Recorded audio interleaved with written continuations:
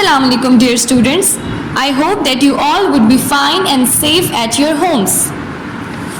Take out your step-by-step English grammar book, page number 7. Your first topic is about sentences. So let's start it. Read the following. Which one makes sense? She blue hat. She is wearing a blue hat.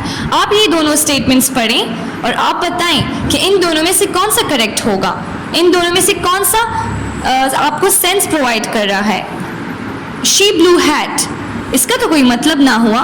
Second one check करें आप. She is wearing a blue hat, उसने नीली टोपी पहनी हुई है. Second one is correct, right? So you will agree that the second sentence makes sense. You all agree that second sentence really makes sense. Now, what is actually a sentence? Look at your board. A group of words which make complete sense is called a sentence. वो जुमला जो आपको complete sense देगा, पूरा आपको मतलब देगा, एक वो sentence कहलाएगा. जिस तरह कि आपने ऊपर देखा कि she is wearing a blue hat, इस सेंटेंस का सेंस है क्योंकि इसमें हमें समझ आ गई है कि इसमें हमें बता रहे हैं कि she is wearing a blue hat मतलब उसने ब्लू टोपी पहनी हुई है. इसके ऊपर वाला सेंटेंस जो कि इनकरेक्ट था वो हमें कोई सेंस नहीं दे रहा था, पर वो सेंटेंस नहीं था.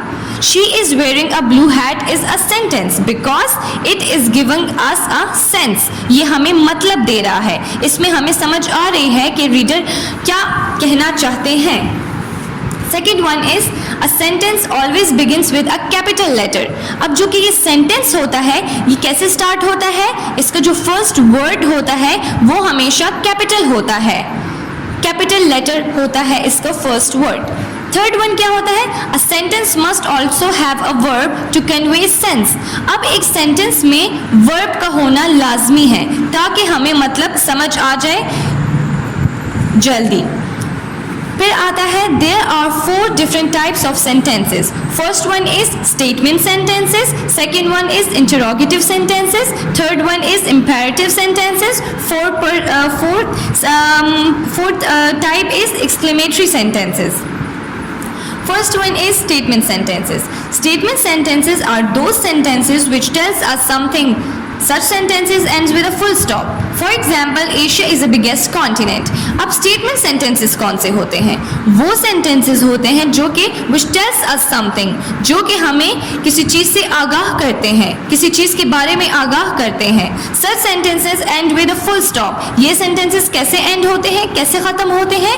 Full stop से ख़त्म होते हैं. जैसे कि देखें, for example, Asia is the biggest continent. Asia सबसे बड़ा, एशिया एक बड़ा बरे आज़म है. बिगेस्ट कॉन्टिनेंट, इसमें हमें ये जो बताना चाह रहे हैं हमें इसकी समझ भी आ रही है और ये हमारे पास स्टेटमेंट सेंटेंसेस में आते हैं. Second one is interrogative sentences. अब इंटरोगेटिव सेंटेंसेस आर दो sentences which ask a question. Such sentences ends with a question mark. Interrogative sentences वो सेंटेंसेस होते हैं जिसमें हमसे क्वेश्चन पूछा जा रहा होता है, विच आस्क अ क्वेश्चन, हमसे क्वेश्चन पूछा जा रहा होता है. Such sentences ends with a question mark. For example, how are you feeling today? आप कैसे महसूस कर रहे हैं आज? तो ये एक क्वेश्चन हुआ, इसलिए ये कैसे एंड होगा? क्वेश्चन मार्क से. स्टेटमेंट सेंटेंसेस कैसे फिनिश होते थे? फुल स्टॉप से. इंटरोगेटिव कैसे फिनिश होते हैं? क्वेश्चन मार्क से. क्यों? क्योंकि इंटरोगेटिव सेंटेंसेस में हमसे क्वेश्चन पूछा जा रहा है. Third one is imperative sentences. Imperative sentences are those sentences which gives a command, make a request, give an order or a piece of advice. In imperative sentences में हमें order मिलता है या हमसे request होती है या हमें कोई piece of advice मिल रहा होता है. Such sentences ends with a full stop. ये sentences कैसे end होते हैं? Full stop से end होते हैं. For example, go to the market and fetch me some fruits. It's an order. ये एक order है ना कि go to the market and fetch me some fruits. Market जाओ और मेरे लिए कुछ फल ले आओ. ये एक order है. इसलिए ये कौन से सेंटेंसेस में आएगा? इंपेरेटिव सेंटेंसेस में आएगा. It ends with a full stop. See, fruits के बाद full stop. Second one is please lend me your notes for today. मुझे आज अपने नोट्स दे दें. तो इसमें रिक्वेस्ट हो रही है. Note the word please. Please is for request, इसमें रिक्वेस्ट हो रही है, सो ये इंपेरेटिव सेंटेंसेस में आता है. It ends with a full stop. Now fourth one and the last one is exclamatory sentences. Now what are exclamatory sentences? They are those sentences which express a sudden or strong feeling of joy, anger, surprise, wonder, happiness, sadness, etc. अब ये exclamatory sentences जो होते हैं, इसमें क्या होता है? इसमें express होता है एक sudden और strong feeling of joy, एक खुशी की एक बहुत अच्छी feeling, जो बहुत strong feeling होती है, या गुस्से की एक जो strong feeling होती है, या surprise की एक strong feeling होती है जब हम surprise हो जाते हैं.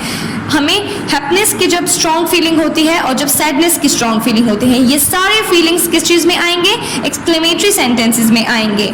सच sentences end with an exclamation mark. आप एग्जांपल्स पढ़ें. For example, how stupid you are, तुम कितने बेवकूफ़ हो, इसमें गुस्से का इजहार हो रहा है. Strong and sudden feeling of anger हो रहा है इधर. Second one is look who is there, ये सरप्राइज की कैफियत है, इसमें आपको एक स्ट्रॉन्ग फीलिंग आ रही है सरप्राइज की, look who is there. Third one is how interesting the book is, ये बुक कितनी दिलचस्प है. ये जब स्ट्रॉन्ग फीलिंग ऑफ जॉय में ये आता है कि ये बुक कितनी दिलचस्प है, तो इसके आगे भी एक्सक्लेमेशन मार्क आएगा. आप एक्सक्लेमेशन मार्क इस तरह का होता है, जिस तरह के लिखा हुआ है हाउ स्टूपिड यू आर के आगे बना हुआ है. Check the example number 1. इसको एक्सक्लेमेशन मार्क कहते हैं. निदाया निशान. Oh dear, I have lost my wallet somewhere. इसमें आप देखिए आपको एक फीलिंग आ रही होगी सैडनेस की. इसमें कहते हैं कि oh dear, I have lost my wallet somewhere, कि मुझसे मेरा वॉलेट कहीं गुम हो गया है. तो इसमें कौन सी फीलिंग है? सैडनेस की फीलिंग है. तो इसके आगे भी एक्सक्लेमेशन मार्क आएगा. How could he have performed such a great act? अब इसमें जो है वंडर की बहुत जो बेयकीनी होती है, इसकी स्ट्रॉन्ग फीलिंग है कि आपने इतना अच्छा एक्ट कैसे परफॉर्म कर लिया. सो इसके आगे भी एक्सक्लेमेशन मार्क आएगा. Now come towards the page number 8 and look at your boards. Let us understand. Switch off the television. It's an imperative sentence. Why? Why it is imperative sentence? Because it is telling us something. It is giving us a command. It is giving us a order. It's an imperative sentence because it gives us an order. Switch off the television. Television बंद कर दो. It's an order, right? So it would be called an imperative sentence. Second one is I went to see a Harry Potter film yesterday. मैं कल गया Harry Potter film देखने. So it would be called as statement sentence because it is telling us something. It is informing us something. Now third one, please do not make a noise. It is imperative sentence. Why? Why it is imperative sentence? Because imperative sentence because it is requesting us, please do not make a noise, please शोर मत करो. इसमें हमें request हो रही है और इसलिए इसको imperative sentence कहा जाता है. Have you read today's newspaper? क्या तुमने आज का अखबार पढ़ा है? See, इसमें हमसे क्वेश्चन पूछा जा रहा है. So it would be called a question sentence. First one के साथ आप imperative लिखेंगे, सेकेंड वन के साथ आप स्टेटमेंट लिखेंगे, थर्ड वन के साथ आप imperative लिखेंगे, फोर्थ वन के साथ आप क्वेश्चन लिखेंगे.